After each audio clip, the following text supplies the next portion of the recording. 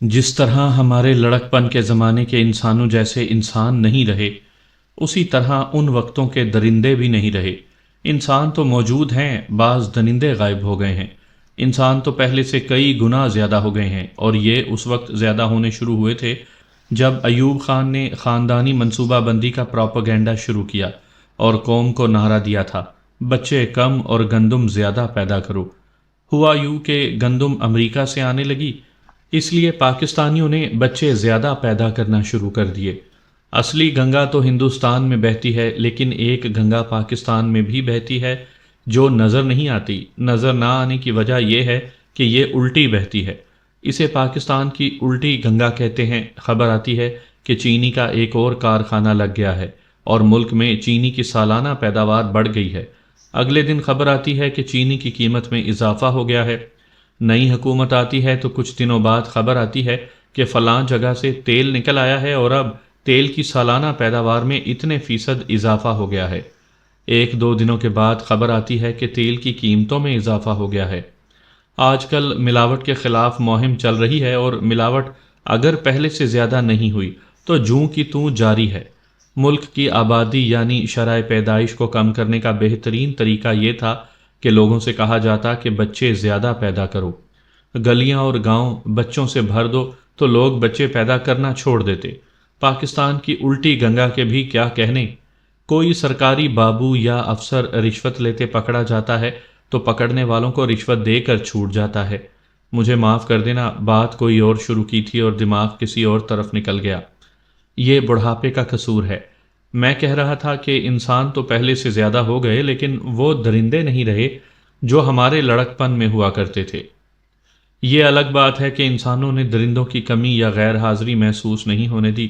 جس طرح انگریز اس ملک سے گئے تو انگریزی پیچھے چھوڑ گئے، اسی طرح درندے میرے علاقے سے غائب ہوئے تو اپنی خصلت انسانوں میں منتقل کر گئے۔ درندوں سے مراد شیر چیتے نہیں، یہ تو ہمارے علاقے میں کبھی بھی نہیں ہوئے تھے۔ میں دو جانوروں کی بات کر رہا ہوں جو درندوں کی فہرست میں آتے ہیں۔ ایک تھا بھیڑیا اور دوسرا جنگلی بلہ۔ یہ بھی کوئی زیادہ نہیں تھے، آبادیوں سے دور ویرانوں میں رہتے تھے۔ میرے علاقے کی زمین اور اس کے خد و خال تو آپ میری کہانیوں میں سن ہی چکے ہوں گے، بلکہ آپ کو زبانی یاد ہو گئے ہوں گے۔ کٹی پھٹی زمین، چھوٹے بڑے برساتی نالے اور ان کے کنارے دیواروں جیسے، ٹیلے گھاٹیاں، لمبے اور اونچے ٹیلے، ان میں کہیں کہیں شگاف غاروں جیسے اور کہیں قدرت کی بنائی ہوئی گفیں اور غاریں، زمین کے نیچے بھول بھلائیوں جیسے راستے، کہیں گہرے اور وسیع و عریض نشیب اور کہیں ایسی بلندی جیسے شہروں کے فلیٹ ہوتے ہیں۔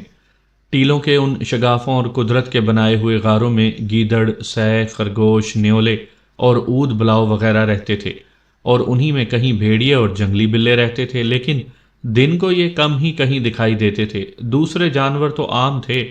بھیڑیے اور جنگلی بلے ہم جیسے مغز پھروں کو نظر آتے تھے جو دور دراز ویرانوں اور ڈراؤنے سے خد و خال کے علاقے میں بھی چلے جاتے تھے۔ رات کے وقت کبھی کبھی ایک دو بھیڑیے گاؤں کے قریب آ کر چیختے چلاتے تھے۔ ان کی ایک آواز خاص آواز تھی، ہو، چاندنی رات میں سنائی دیتی تھی۔ یہ بڑی لمبی ہو جیسی آواز ہوتی جو بھیڑیا منہ آسمان کی طرف کر کے منہ سے نکالتا تھا۔ ایک دو جنگلی بلے بھی آبادیوں اور راستوں سے دور کہیں دکھائی دیتے تھے۔ جنگلی بلا گھروں میں گھومنے پھرنے والے بلے سے دگنا لمبا چوڑا اور وزنی ہوتا ہے، اور خونخوار اکیلا ہو تو بڑے جانور اور انسان پر حملہ نہیں کرتا بلکہ بھاگ جاتا ہے یا درخت پر چڑھ جاتا ہے۔ اگر یہ اس طرح گھر جائے کہ اسے بھاگنے کا راستہ نہ دیا جائے تو یہ حملہ کر دیتا ہے، اور اس کا یہ حملہ بہت ہی خطرناک ہوتا ہے۔ یہ تو گھریلو بلی کی بھی خصلت ہے۔ بلی آپ کی پالتو ہی کیوں نہ ہو، اسے ایک کمرے میں بند کر کے ڈنڈا لے کر اس کے پیچھے پڑ جائیں، یہ کچھ دیر آپ سے بچنے کی کوشش کرے گی۔ جب اسے یقین ہو جائے گا کہ بھاگ نکلنے کا کوئی راستہ نہیں تو یہ اچھل کر دیوار، دروازے یا کھڑکی کے بند کواڑ کے ساتھ فرش سے خاصی اونچی چپک جائے گی اور وہاں سے آپ پر حملہ کرے گی۔ بلی شیر اگ پر حملہ کرتی ہے، اپنے پنجے اور دانت آپ کی گردن میں گاڑ دے گی، پھر آپ کو جان سے مار کر دم لے گی۔ اگر دروازہ فوراً کھل جائے تو بلی آپ کو چھوڑ کر بھاگ جائے گی۔ میں آپ کی سلامتی کی خاطر آپ سے درخواست کرتا ہوں کہ کبھی ایسا تجربہ کرنے کی کوشش نہ کر بیٹھنا۔ جنگلی بلے کی بات کر رہا تھا جو اب ہمارے علاقے میں کہیں نظر نہیں آتا۔ میری نوجوانی کا واقعہ ہے، ہم 10-11 دوست 8-9 کتے ساتھ لیے حسب معمول شکار کو نکلے۔ موسم بہار کے آخری دن تھے، کیا انسان، کیا حیوان، کیا درخت یا فصل، سب پر بہار کا نکھار تھا۔ گندم کی فصل کا جوبن دیکھنے والا تھا۔ ہم بارانی علاقے کے لوگ تھے، وقت پر بارش ہو جاتی تو فصل اچھے انجام کو پہنچ جاتی تھی۔ اس سال اللہ نے خاص ہی کرم کیا کہ موسم نے خوب تعاون کیا تھا۔ گندم کی فصل کے پودے کچھ زیادہ ہی اونچے ہو گئے تھے اور خوشے دیکھ کر تو ہم اللہ کا شکر ادا کیا کرتے تھے۔ ایسے گھنے خوشے اور فصل کا ایسا قد دیکھ کر کسان کے جسم میں جیسے خون دگنا ہو گیا ہو، بوڑھا کسان بھی جوان ہو جاتا ہے۔ یہاں میں اپنی عادت سے مجبور ہو کر ایک بات کہنے سے باز نہیں آؤں گا، وہ یہ کہ اب گندم کی فصل دیکھتا ہوں تو افسوس ہوتا ہے۔ چھوٹے چھوٹے پودے، ذرا ذرا جتنے خوشے، مرے مرے دانے، یہ مصنوعی کھاد کی لعنت ہے، اور پھر کیڑے مار ادویات کا سپرے، فصل کو ان کیمیائی اشیاء نے اور نوجوانوں کو فلموں، وی سی آر اور ڈسکو میوزک نے بیکار کر دیا ہے۔ نہ فصل کا قد رہا، نہ ہمارے نوجوانوں کا۔ فصل ذرا سی اونچی ہو کر پک جاتی ہے اور نوجوان ذرا سا قد نکال کر اسی عمر میں بوڑھے ہو جاتے ہیں۔ اس سال اتنی اچھی فصل دیکھ کر ہر گاؤں میں خوشیوں کی فضا تھی، ہر کوئی مسرور نظر آتا تھا۔ ہم حسب معمول علل صبح کتے لے کر گاؤں سے نکل گئے۔ موسم میں بڑی ہلکی اور لطیف سی تپش آ گئی تھی۔ یہ موسم جانوروں اور پرندوں کے عشق و محبت کا موسم تھا۔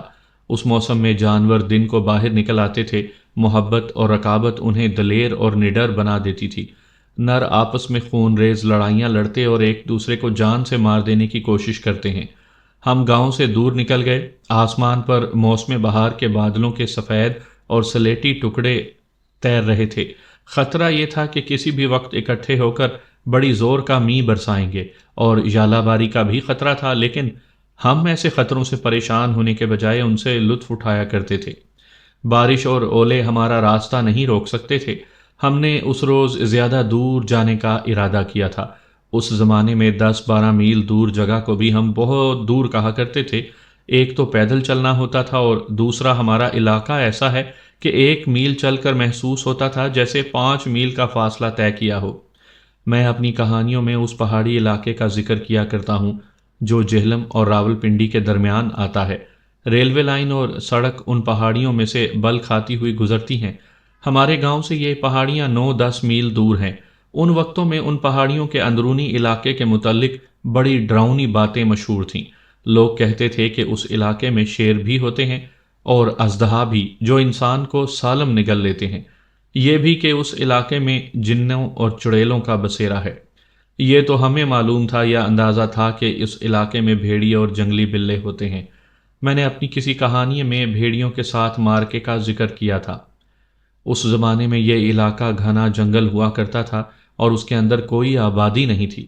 اندر کا علاقہ دشوار گزار ہے۔ اب تک لوگوں نے درخت کاٹ کاٹ کر اس علاقے اور پہاڑیوں کو ننگا کر دیا ہے۔ اس میں گاؤں بھی آباد ہو گئے ہیں، جن بھوت شاید وہاں سے بھاگ گئے ہیں۔ کوئی جگہ، کوئی چیز یا کوئی انسان اسی وقت تک پر اسرار اور ڈراؤنا رہتا ہے جب تک اس کا کھوج نہ لگایا جائے۔ ہم اس سے پہلے اس علاقے میں گئے تھے تو نہ تو کوئی جن نظر آیا، نہ کہیں چڑیل دکھائی دی تھی۔ اس روز بھی ہم ان پہاڑوں کے اندر چلے گئے۔ آگے 2 اونچی ٹیکریاں پہلو بہ پہلو جا رہی تھیں، جن پر پھلاہی کے خاردار درخت تھے اور نیچے پتھریلی زمین تھی۔ یہ گلی سی تھی جو آگے جا کر بائیں کو مڑ جاتی تھی۔ ہم نے کتوں کو زنجیریں ڈال رکھی تھیں۔ آگے جا کر ہم بائیں کو مڑے تو دنیا ہی بدل گئی۔ آگے 20-25 گز کھلی جگہ تھی اور یہ دائرے کی شکل میں تھی۔ اس کے ارد گرد مٹی اور پتھروں کی گول دیوار سی کھڑی تھی۔ یہ میدان تھا، لیکن ہموار نہیں تھا۔ اس میدان میں بڑا ہی دلچسپ تماشا دیکھا۔ 3 جنگلی بلے ایک بکری پر حملہ آور ہو رہے تھے۔ میں اتنے موٹے تازے اور اتنے بڑے بڑے بلے پہلی بار دیکھ رہا تھا۔ تینوں بلے نہیں بلکہ شیرنی کے جوان بچے لگتے تھے۔ ان کی گردنیں بے تحاشا موٹی اور ان پر گچھوں کی طرح بال تھے۔ بکری دوڑتی تھی تو ایک بلا اچھل کر اس کی شہ رگ کو منہ میں لینے کی کوشش کرتا تھا۔ ایک اس کی ایک ٹانگ میں پنجے اور منہ گاڑ رہا تھا اور تیسرا اچھل کر اس کی دم سے ذرا اوپر پیٹھ کے ساتھ چپک گیا تھا۔ بکری کا رنگ سفید تھا اور اس پر کہیں کہیں کالے دھبے تھے۔ اس کی 2 ٹانگوں سے خون بہہ رہا تھا اور پیٹھ پر بھی خون تھا۔ بکری چیخ چلا رہی تھی، معلوم نہیں یہ بلے کب سے اس پر جھپٹ رہے تھے۔ بکری دوڑتی بھاگتی اچھلتی کودتی اور بلوں کو ٹکریں مارتی تھی۔ یہ گول میدان عمودی ٹیلوں میں گھرا ہوا تھا۔ ہمیں 13-14 سال عمر کا ایک لڑکا اوپر کھڑا دکھائی دیا۔ اس کے ہاتھ میں لمبی سوٹی تھی، وہ پتھر اٹھا اٹھا کر بلوں کو مار رہا تھا، لیکن بے سود۔ بکری اور بلے اس سے دور تھے اور وہ ایک جگہ کھڑے نہیں رہتے تھے۔ ہم سمجھ گئے کہ یہ لڑکا گڈریا ہے اور یہ بکری اس کے ریوڑ سے الگ ہو گئی ہوگی اور بلوں نے اسے گھیر لیا۔ معلوم نہیں یہ کب سے اور کہاں سے بکری کے پیچھے پڑے ہوئے تھے۔ ہم نے 2 یا 3 منٹ یہ منظر دیکھا، کتوں نے بھی دیکھ لیا تھا۔ ہم میں سے کسی نے کہا کہ کتے کھول دو۔ ہم نے کتوں کے پٹوں سے زنجیریں الگ کیں۔ اس وقت بکری اور بلے ہم سے 30-35 قدم دور تھے اور بلوں نے بکری کو بے بس کر لیا تھا۔ ہمارا تازی کتا سب سے پہلے پہنچا اور ایک بلے پر جھپٹا۔ بلا بکری سے الگ ہو گیا اور گر پڑا۔ فوراً اٹھا اور اس نے تازی کتے پر جوابی حملہ کر دیا۔ اتنے میں باقی کتے پہنچ گئے۔ ایسا کوئی خطرہ نہیں تھا کہ کتے بکری پر حملہ کر دیں گے۔ بکری کو وہ اپنا دشمن یا شکار نہیں سمجھتے تھے۔ گاؤں میں وہ بکریوں کے ساتھ رہتے تھے اور اپنے پرائے کو پہچانتے تھے۔ البتہ وہ اس غلط فہمی میں رہے کہ جنگلی بلوں کو گاؤں کی بلیاں اور آسان شکار سمجھ بیٹھے۔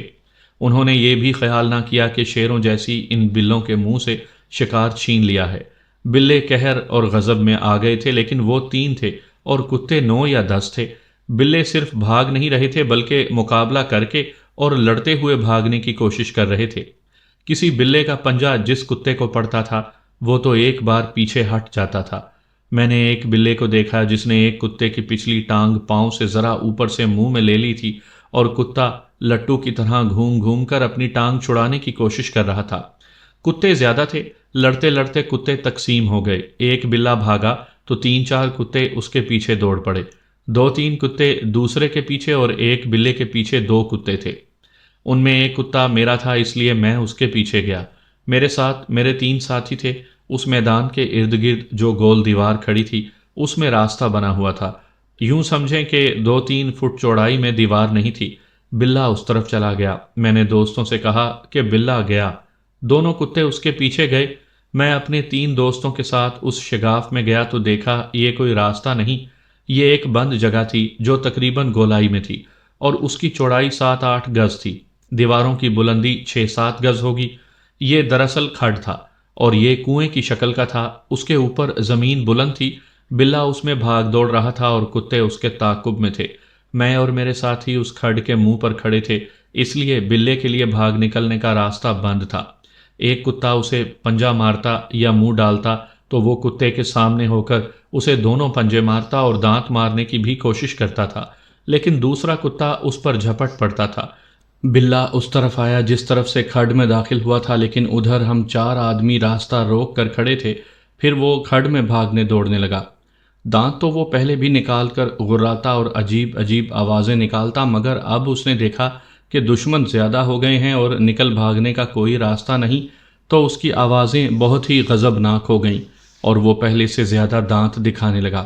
وہ کھڈ کے درمیان آ گیا۔ دونوں کتے اس پر جھپٹے تو ہم دیکھ کر حیران رہ گئے کہ بلا اس طرح اچھلا جس طرح ربڑ کی گیند کو زمین پر مارا جاتا ہے۔ وہ توپ سے نکلے ہوئے گولے کی رفتار سے کھڈ کے دیوار کے ساتھ زمین سے 2.5-3 گز اونچا جا لگا اور وہیں چپک گیا۔ کتے اچھل اچھل کر اس تک پہنچنے کی کوشش کرنے لگے، لیکن وہ کتوں کی دسترس سے دور تھا۔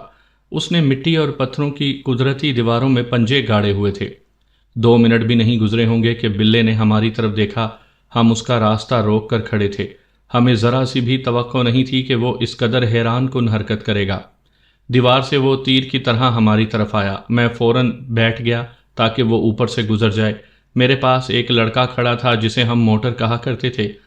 بلا اس کے سینے پر آ چپکا۔ وہ وزنی تھا اور بلندی سے آیا تھا اور بڑی ہی تیز رفتار سے آیا تھا، اس لیے موٹر پاؤں پر کھڑا نہ رہ سکا اور پیچھے کو پیٹھ کے بل گرا۔ بلے نے دیکھا کہ اسے راستہ مل گیا ہے تو وہ موٹر کے سینے سے ایسا غائب ہوا جیسے وہاں تھا ہی نہیں۔ یہ موٹر کی خوش قسمتی تھی کہ وہ گر پڑا اور بلا بھاگ نکلا، ورنہ وہ موٹر کے سینے سے کھال ادھیڑ لیتا اور منہ اس کی شہ رگ پر ڈال لیتا۔ موٹر زندہ دل اور بڑا پھرتیلا لڑکا تھا۔ وہ ہنستا ہوا اٹھا۔ سینے سے ایک جگہ سے اس کی قمیض تھوڑی سی پھٹ گئی تھی اور سرخی کے 2-3 دھبے نظر آ رہے تھے۔ اس کی قمیض اٹھا کر دیکھا، اس کے سینے میں بلے کے پنجے اتر گئے تھے، لیکن بہت تھوڑے۔ ہم اپنی پارٹی کے دوسرے دوستوں کے پاس گئے تو دیکھا کہ کتوں نے بلوں کو مار لیا تھا اور 4 کتوں کے منہ بری طرح زخمی ہو گئے تھے۔ بلوں نے انہیں پنجے اور دانت مارے تھے۔ ایک کتے کی پچھلی ٹانگ اور ایک کی اگلی، دونوں ٹانگیں زخمی تھیں۔ ایک بلہ نکل گیا تھا۔ ہمارے پاس فرسٹ ایڈ کا سامان صرف ایک پرانی چادر ہوتی تھی۔ کتوں کے زخموں پر ہم پیشاب کرتے، پھر زخموں پر مٹی ڈالتے اور چادر سے پٹیاں پھاڑ کر زخموں پر باندھ دیا کرتے تھے۔ گاؤں میں جا کر ان کی باقاعدہ مرہم پٹی ہوتی تھی۔ بلوں کے زخمی کیے ہوئے کتوں کو بھی ہم نے یہی فرسٹ ایڈ دی اور سب کہنے لگے کہ یہیں بیٹھ کر کھانا کھا لیتے ہیں۔ بکری والا لڑکا گڈریا ہی تھا، اس نے بکری کو پکڑ لیا تھا۔ بکری کئی جگہوں سے زخمی تھی۔ لڑکا ہمیں دعائیں دے رہا تھا۔ وہ کسی کا نوکر تھا۔ اس کا مالک بیچنے کے لیے بھیڑ بکریاں پالتا تھا۔ یہ لڑکا بھیڑ بکریوں کے ریوڑ کو چرانے چگنے کے لیے باہر لایا کرتا تھا۔ اس نے بتایا کہ 2-3 مہینے پہلے 2 بھیڑیے اس کی ایک بھیڑ کو مار کر لے گئے تھے۔ اس زخمی بکری کے متعلق اس نے بتایا کہ معلوم نہیں کس وقت اور کس طرح ریوڑ سے الگ ہو کر نیچے چلی گئی تھی۔ کھانا کھا کر ہم نے بلوں کو اٹھایا اور واپس چل پڑے۔ دوست کہتے تھے کہ گاؤں جا کر ان کی کھالیں اتاریں گے اور گوجر خان لے جا کر چمڑا کمانے والوں کو، جنہیں ہم گھٹیک کہا کرتے تھے، دیں گے کہ انہیں اس طرح کر دیں جس طرح بکروں کی کھالوں کے مسلے ہوتے ہیں۔ ہم انہیں نشانی کے طور پر رکھیں گے۔ دوست یہ بھی کہتے تھے کہ بلوں کا گوشت کتوں کو کھلائیں گے۔ ہم نے شکار کا نشہ پورا کر لیا تھا، اپنا لہو گرم کر لیا تھا۔ اگر کتے زخمی نہ ہو جاتے تو شاید ہم اور آگے نکل جاتے۔ ہم اٹھے اور واپس چل پڑے۔ کتوں کو ہم نے کھلا چھوڑ رکھا تھا۔ ہم بلوں کی باتیں کرتے چلے آ رہے تھے۔ کتے تو زخمی ہو گئے تھے، لیکن ہمیں بہت مزہ آیا تھا۔ ہمارے دوست موٹر کے سینے پر جہاں بلے کے پنجے پڑے تھے وہاں سے خون رسنا بند ہو گیا تھا۔ موٹر 65 سال کی عمر میں فوت ہو گیا تھا۔ میں نے اس کی یادوں کو ابھی تک جوان رکھا ہوا ہے۔ وہ بہت ہی دلچسپ اور زندہ دل آدمی تھا۔ ہم نے آدھا راستہ طے کر لیا تھا۔ اپنا گاؤں یہی کوئی 3-3.5 میل دور رہ گیا تھا۔ ہم ایک اور ویران اور اجاڑ سے علاقے میں سے گزر رہے تھے۔ وہاں شیشم، کیکر اور بڑ کے درختوں کی بہتات تھی۔ بڑ کا ایک بہت پرانا اور بہت چوڑا درخت تھا۔ اس کا تنا بہت پھیلا ہوا تھا۔ ہم اس سے 10-12 قدم دور تھے کہ اس میں کئی پرندے اس طرح ایک ہی بار اڑے جیسے بندوق فائر ہو یا کوئی اور دھماکہ ہو تو قریبی درختوں سے پرندے ڈر کر اڑتے ہیں۔ ایسے ہی بڑھ کے اس گھنے درخت سے 10-12 گدھ، 3-4 چیلیں اور بہت سے کوے اڑے۔ کووں نے تو اپنی عادت کے مطابق ایسا شور مچایا کہ آسمان سر پر اٹھا لیا۔ ہم سمجھے کہ ہمارے کتوں سے ڈر کر یہ پرندے اڑ رہے ہیں، لیکن ہمیں ایک عجیب چیز نظر آئی۔ ایک آدمی جو اوپر کہیں گھنی شاخوں اور پتوں میں چھپا ہوا تھا، نیچے والے موٹے ٹہن پر گرا اور وہاں سے زمین پر آ پڑا۔ پرندے اس وقت اڑے تھے جب وہ اوپر سے گرتا آ رہا تھا تو پتوں نے آواز پیدا کی تھی۔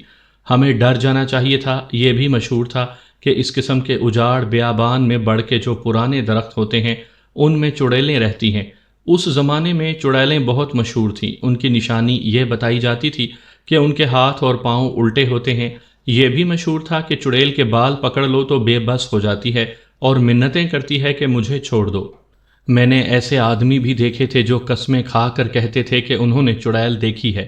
وہ بڑی سنسنی خیز کہانیاں سنایا کرتے تھے۔ آپ یقین کریں کہ میں اور میرے دوست اتنے نڈر تھے کہ جہاں کوئی بتاتا تھا کہ وہاں چڑیل ہوتی ہے، ہم وہاں جاتے اور چڑیل کو ڈھونڈتے تھے، لیکن کہیں نظر نہیں آتی تھی۔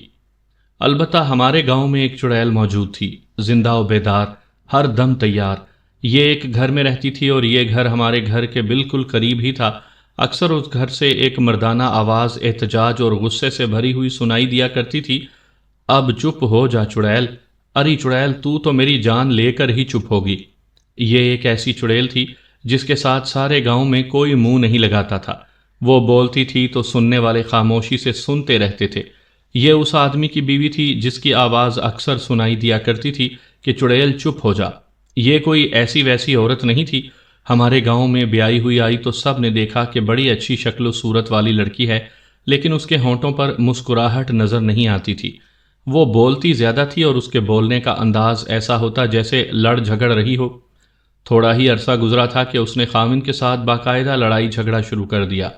وہ اتنا اونچا بولتی تھی کہ ارد گرد کے تمام گھروں میں اس کی آواز پہنچ جاتی تھی۔ شروع میں خامن نے اسے مارا پیٹا، لیکن اس پر کوئی اچھا اثر نہ ہوا، بلکہ اثر ہوا تو یہ ہوا کہ ایک روز خامند اس پر ہاتھ اٹھانے لگا تو اس لڑکی نے جلانے والی لکڑی اٹھا لی اور خامند کے مقابلے میں آ گئی۔ وہ اونچی ذات کی اور خوشحال زمیندار کی بیٹی تھی۔ اس کے گاؤں میں صرف اس کے باپ کا مکان تھا جو پکا تھا۔ یہ لڑکی ایک بار سسرال آ گئی تو پھر اس نے اپنے گاؤں کی طرف دیکھا بھی نہیں، ایک بار بھی اپنے میکے نہیں گئی۔ اس کے ماں باپ کبھی کبھی رسمی طور پر آتے تھے اور اسے ایک دو دنوں کے لیے اپنے گھر چلنے کو کہتے تھے، لیکن وہ نہیں مانتی تھی۔ بات یہ نکلی کہ یہ چھوٹی سی تھی تو اس کی ماں مر گئی۔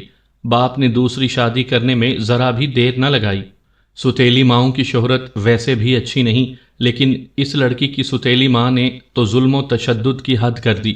یہ لڑکی ماں باپ کی اکیلی اولاد تھی اور اس کی عمر 4-5 سال تھی جب اس کی ماں مر گئی تھی۔ اس کے باپ کو باقی بچے اس دوسری بیوی نے دیے۔ پھر آپ کو معلوم ہے کہ اس لڑکی کے ساتھ کیا سلوک ہوا ہوگا۔ اس کے گاؤں کے کچھ لوگوں سے معلوم ہوا تھا کہ یہ جوں جوں بڑی ہوتی گئی لڑاکی ہی ہوتی گئی۔ اس کی لڑائیاں ستیلی ماں کے ساتھ ہوا کرتی تھی۔ اس طرح اس کی جو تربیت ہوئی وہ یہ تھی کہ یہ لڑکی لڑائی جھگڑے کا دوسرا نام بن گئی۔ ہمارے گاؤں میں آ کر بھی اس نے یہی رویہ جاری رکھا۔ اس کے خامن نے اس کا نام چڑیل مشہور کر دیا۔ اس چڑیل کی زندگی کی کہانی بڑی دلچسپ اور دردناک ہے اور ذرا لمبی بھی ہے، یہ پھر کبھی سناؤں گا۔ اس کی عمر 35-36 سال ہوئی تو اس کا خامن ٹائیفائیڈ سے مر گیا۔ خامن کی عمر اس وقت تقریباً 40 سال تھی۔ ادھر خامن فوت ہوا، ادھر اس عورت کی چیخیں سنائی دینے لگیں۔ ایسی چیخ چیخ کر روتی تھی کہ دل دہل جاتے تھے اور پتھروں کے بھی آنسو نکل آتے تھے۔ خامن دفن ہو گیا۔ یہ عورت چند روز چیختی چلاتی رہی اور اس کے بعد ایسی خاموش ہوئی جیسے وہ بھی دفن ہو گئی ہو۔ اس کی اولاد تھی جس نے اس کی خاموشی سے بہت خدمت کی اور 22-23 سال بعد وہ بھی اس دنیا سے اٹھ گئی۔ میں ایک بار پھر معافی چاہوں گا کہ بات کچھ اور ہو رہی تھی اور میں اور کسی طرف نکل گیا۔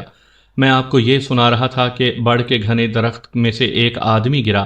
ہم زیادہ دور نہیں تھے، وہ اٹھا تو ہم نے دیکھا کہ وہ جوان آدمی ہے، شکل و صورت اور کپڑوں سے اچھے گھر کا آدمی معلوم ہوتا تھا۔ وہ اٹھا اور اپنی بائیں ٹانگ کی طرف جھکا اور پھر گر پڑا۔ اس نے ہماری طرف دیکھا، ہم دوڑتے ہوئے اس تک پہنچے۔ بائیں طرف سے اس کی شلوار لال ہو گئی تھی، ٹانگ کی شاید ہڈی ٹوٹ گئی ہے، اس نے کہا۔ درد سے اس کے دانت بج رہے تھے۔ اس نے شلوار اوپر کی تو ٹخنے سے 4-5 انچ اوپر کھال پھٹ گئی تھی اور ٹوٹی ہوئی ہڈی باہر نظر آ رہی تھی۔ ہمارے پوچھنے پر اس نے اپنے گاؤں کا نام بتایا۔ یہ گاؤں وہاں سے تقریباً 1.5 میل دور تھا۔ میرے گاؤں اطلاع دے سکتے ہو؟ اس نے کہا۔ میں چل تو سکتا نہیں، وہ گھوڑی لے کر آئیں گے تو مجھے لے جائیں گے۔ کیا بے وقوفوں والی باتیں کرتے ہو؟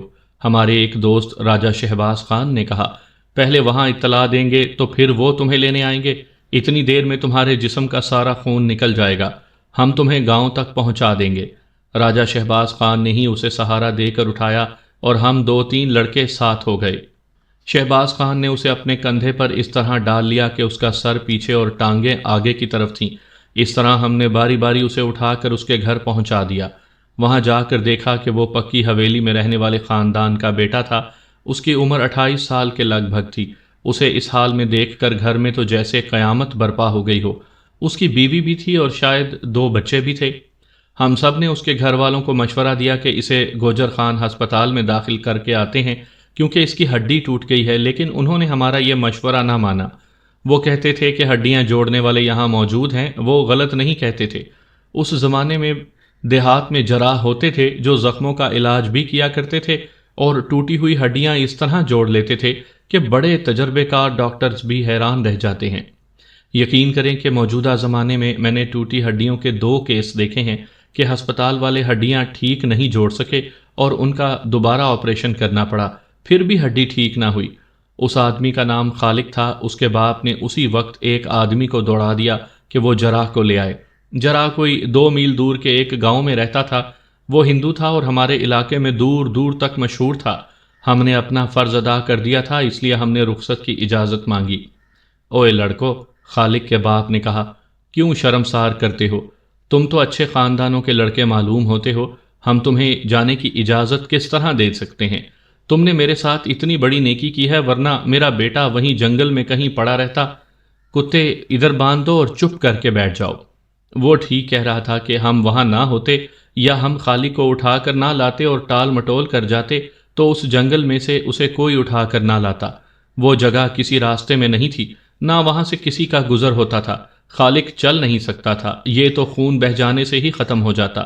خالق کے باپ نے ہمیں صرف اس لیے نہیں روکا تھا کہ ہم نے اس کے بیٹے کو گھر پہنچا دیا تھا، بلکہ یہ تو اس زمانے کا دستور تھا کہ کوئی بھی آدمی گاؤں میں راستہ پوچھنے یا ذرا سستانے کے لیے رک جاتا تو گاؤں والے اس کی خاطر تواضع کر کے رخصت کیا کرتے تھے۔ ہم کچھ دیر کے لیے وہاں رک گئے، اگر نہ رکتے تو یہ لوگ بہت ہی برا مناتے۔ وہ چائے، بسکٹ اور پیسٹریوں وغیرہ کا دور نہیں تھا، نہ گاؤں والوں نے کبھی پیسٹریاں دیکھی تھیں۔ ہمارے لیے فوراً ہی دودھ گرم ہو گیا اور خالص گھی میں تلے ہوئے پراٹھے ہمارے آگے ڈھیر کر دیے گئے۔ ہمارے کتوں کو بھی ان معزز میزبانوں نے دودھ پلایا۔ کتے اگر گوشت کھاتے ہیں تو میں ابھی بکری ذبح کرا دیتا ہوں، خالق کے باپ نے کہا۔ اس وقت ہمیں یاد آیا کہ ہم نے جو 2 جنگلی بلے مارے تھے اور اٹھا کر لے آئے تھے وہ اسی جگہ بھول آئے ہیں جہاں سے ہم نے خالق کو اٹھایا تھا۔ اگر بلے ساتھ ہوتے تو ہم ان کی کھالیں اتروا کر کتوں کو کھلا دیتے، لیکن ہم میں سے کوئی بھی نہیں چاہتا تھا کہ ہمارے کتوں کے لیے ان لوگوں کی بکری ذبح ہو۔ ہم نے کہا کہ ہم کتوں کو گوشت نہیں کھلاتے، ان کے لیے دودھ ہی کافی ہے۔ شام کے شاید 4 ساڑھے 4 بجے ہوں گے کہ ہماری موجودگی میں ہی جراح گھوڑی پر آ گیا۔ اس نے خالق کی ہڈی دیکھی تو اطمینان کا اظہار کیا اور کہا کہ ہڈی کا کوئی ٹکڑا الگ نہیں ہوا اور یہ ایسے طریقے سے ٹوٹی ہے کہ آسانی سے جڑ جائے گی اور جلدی ٹھیک بھی ہو جائے گی۔ اس نے اسی وقت اپنا کام شروع کر دیا۔ دیہات میں جراح اور حکیم تو ہوتے تھے لیکن ان کے پاس مریض کو بے ہوش کرنے کے لیے کوئی انتظام نہیں ہوتا تھا۔ جراح نے جب ہڈی جوڑنی شروع کی تو خالق کی چیخیں اور کراہنا ہم سے برداشت نہیں ہو رہا تھا۔ جہاں تک مجھے یاد ہے کہ 5-6 منٹ بعد جراح نے ہڈی کے سرے اکٹھے کر دیے اور پٹی باندھنی شروع کر دی۔ تب خالق نے درد میں کچھ کمی محسوس کی۔ ہم نے راستے میں خالق سے پوچھا تھا کہ وہ بڑ کے درخت پر کیوں چڑھا تھا۔ اس نے بتایا کہ ایک حکیم سے ایک دوائی بنوائی تھی اور حکیم نے کہا تھا کہ بڑ کے درخت پر چڑھ کر اوپر سے کونپلیں توڑنا۔ وہ بہت اوپر چلا گیا اور اس کا پاؤں پھسل گیا۔ اس کی یہ ٹانگ 1-2 شاخیں ٹہن میں پھنس گئی تھی۔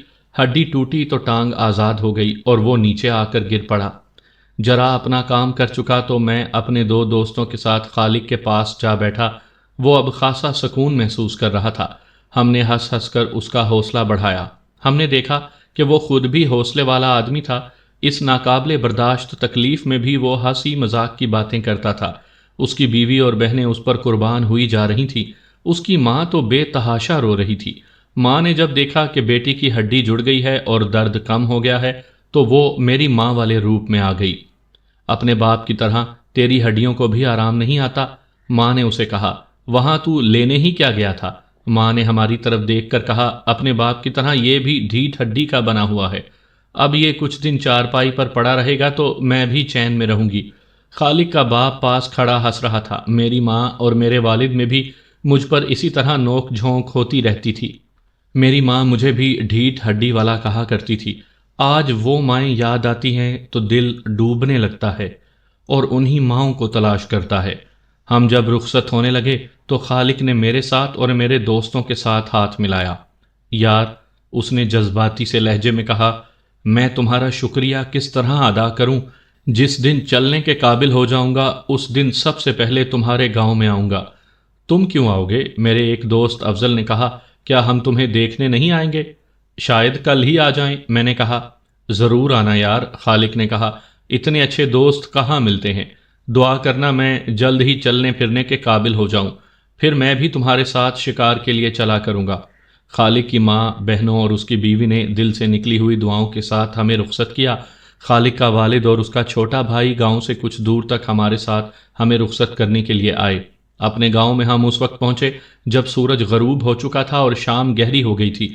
ہم اتنی دیر سے اسی صورت میں واپس پہنچا کرتے تھے جب ہمارا کوئی ساتھی زخمی ہو جاتا یا کوئی اور حادثہ ہو جاتا تھا۔ اس شام بھی حسب معمول ہماری مائیں اور باپ وغیرہ ہمارے انتظار میں گھروں سے باہر کھڑے تھے اور بےتابی سے ہمارا انتظار کر رہے تھے۔ ہمیں دیکھتے ہی وہ آگے آئے اور پوچھنے لگے کہ ہم نے اتنی دیر کیوں کر دی ہے۔ ہم نے انہیں تفصیلاً بتایا کہ دیر کیوں ہوئی ہے۔ اس طرح انہیں تسلی ہوئی۔ ہمیں بہت افسوس ہو رہا تھا کہ وہ 2 جنگلی بلے وہیں بھول آئے تھے۔ ہم نے ان کی کھالیں اتروا کر ہمیشہ کے لیے محفوظ رکھنی تھی اور بلوں کا گوشت کتوں کو کھلانا تھا۔ ہم نے یہ مرے ہوئے بلے گاؤں والوں کو بھی دکھانے تھے کہ دیکھو اور بتاؤ کہ یہ بلے ہیں یا شیرنی کے جوان بچے ہیں۔ میں آج تک حیران ہوں کہ یہ بلے کتنے بڑے تھے۔ اگلا دن ہم نے آرام کیا اور اس سے اگلے دن میں، راجہ شہباز خان اور افضل خالق کو دیکھنے کے لیے اس کے گاؤں چلے گئے۔ وہ اب بہت آرام میں تھا اور درد محسوس نہیں کر رہا تھا۔ ہمیں دیکھ کر وہ بہت خوش ہوا اور کہنے لگا کہ وہ ہمیں رات اپنے پاس ہی رکھے گا۔ یہ تو ہمیں اندازہ تھا کہ خالق اور اس کے گھر والے ہمیں رات کو واپس نہیں آنے دیں گے۔ یہ اس زمانے کا دستور تھا۔